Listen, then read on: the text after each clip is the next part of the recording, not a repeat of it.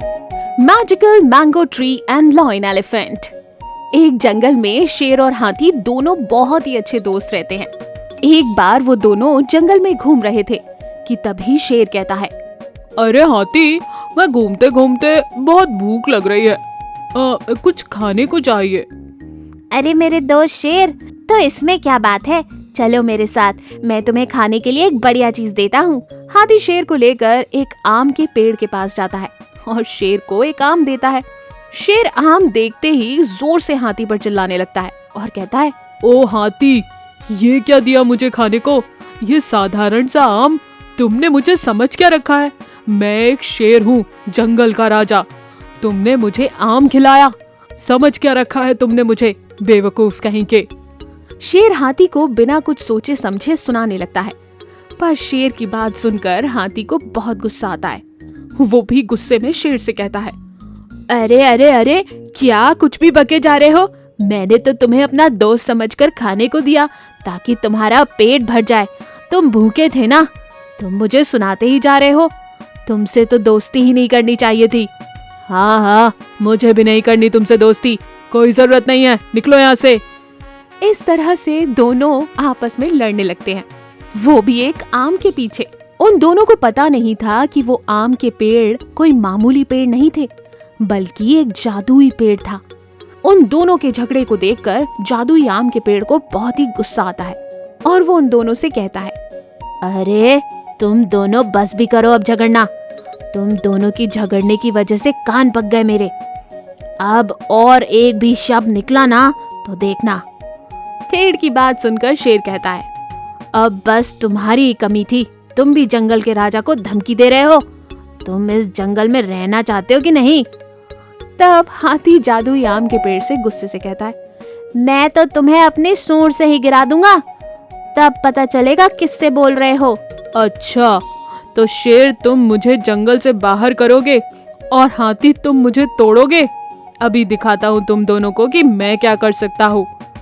अब तो जादुई पेड़ उन दोनों को सबक सिखाने की ठान लेता है और अपनी जादुई शक्ति से उन दोनों को आपस में जोड़ देता है। तब पेड़ कहता है, अब दिखाओ मुझे तोड़कर, अब तो खुद से भी कुछ नहीं कर सकोगे।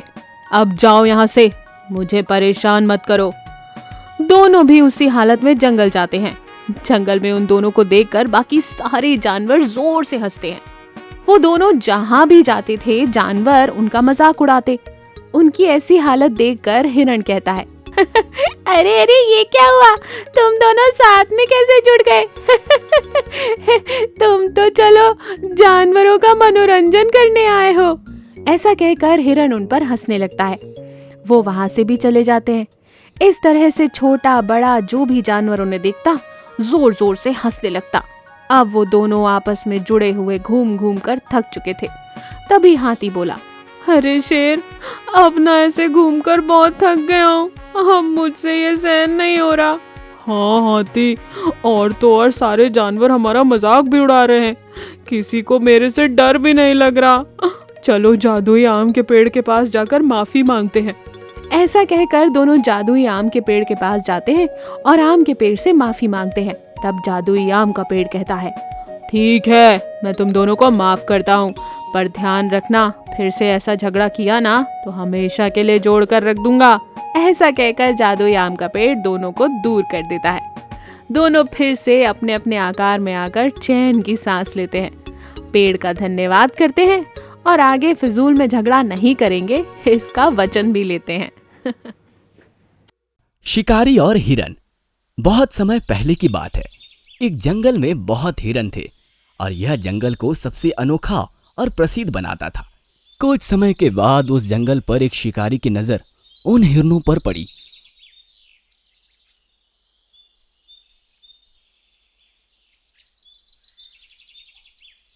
और धीरे धीरे उन सारे हिरनों को एक एक करके पकड़ने लगा। देखते ही देखते उस जंगल में हिरनों की संख्या कम होने लगी। इन परिस्थितियों को देखकर हिरनों के राजा को बहुत दुख हुआ और राजा सोचने लगा, ऐसे ही अगर शिकारी एक एक करके सब हिरणों को पकड़ेगा तो एक दिन तो सारे हिरण खत्म हो जाएंगे। इस समस्या का कुछ तो उपाय सोचना पड़ेगा। जंगल के पास एक गांव था। वहां पर एक साधु बाबा थे। तो राजा हिरन उस साधु बाबा के पास गया और उनको अपनी परेशानी बताई। साधु बाबा ने उत्तर में राजा को यह अपने सभी साथियों को बोलने के लिए बोला, शिकारी जंगल में आएगा और जाल डालेगा, मगर जाल में फंसना मत। राजा ने बात को जाके अपने सभी हिरणों को बताई। शिकारी जंगल में आएगा और जाल डालेगा, मगर जाल में फंसना मत। राजा ने सभी हिरणों को यह बात दोहराने को बोला कि शिकारी जंगल में आएगा और जाल डालेगा, मगर जाल में फंसना मत। सभी हिरणों ने यह बात को सुना और दोहराने लग गए। सभी हिरन खाते पीते उसी बात को ही दोहराते थे। शिकारी फिर से आया और यह सब होते हुए शिकारी ने देखा और चिंतित हो गया। सभी हिरन एक ही बात को रोज दोहराते हुए देख के वह चिंतित होकर जाल ही नहीं डाल पाता था। शिकारी का पूरा जीवन उसके शिकार पर ही निर्भर था, और अगर शिकारी हिरणों को पकड़ नहीं पाया तो कैसे कमा सकेगा और उसका जीवन यापन कैसे होगा।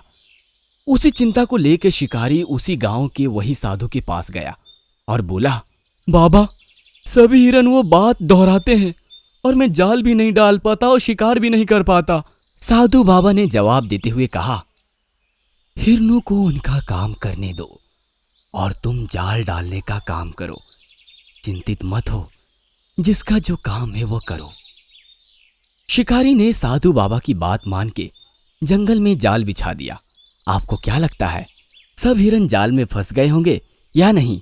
आश्चर्य की बात यह है कि सारे हिरन उस जाल में फंस गए।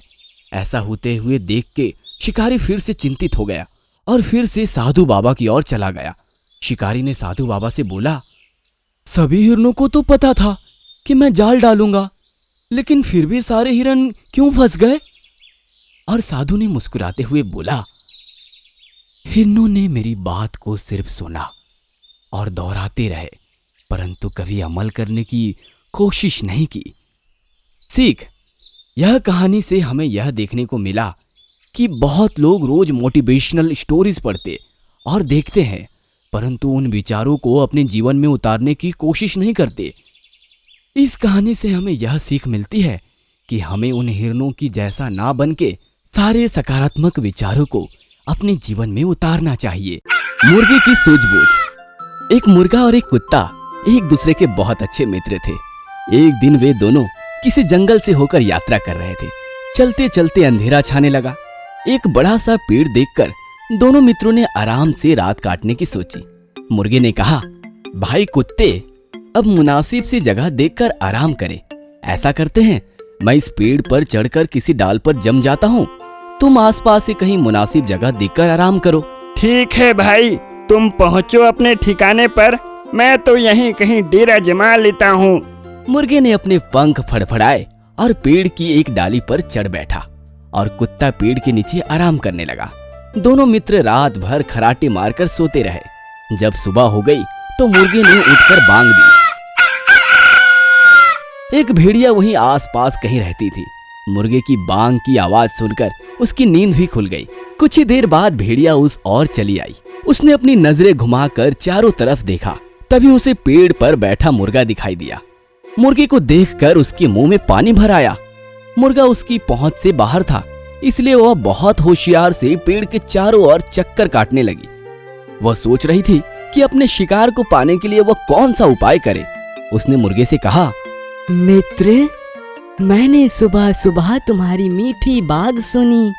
मैं तुम्हारी मधुर वाणी से इतनी प्रभावित हूँ कि मेरा जी चाहता है कि तुम्हारी पीठ ठोकूं। क्यों नहीं? मुर्गे ने चालाकी से काम लेते हुए कहा, नीचे जो चौकीदार सो रहा है उसे जगा कर कहो सीढ़ी लगाए ताकि मैं नीचे आ सकूं। भेड़िया ने मुर्गे को खाने की जल्दी में पेड़ के नीचे लेटे हुए कुत्ते को जगा दिया। जब कुत्ते ने उसके सामने एक भेड़िया देखा तो वह पीछा करने लगा और उस पर झपटा और सौभाग्य से भेड़िया कुत्ते से बच गई। सीख, दूसरे का अहित करने वाले का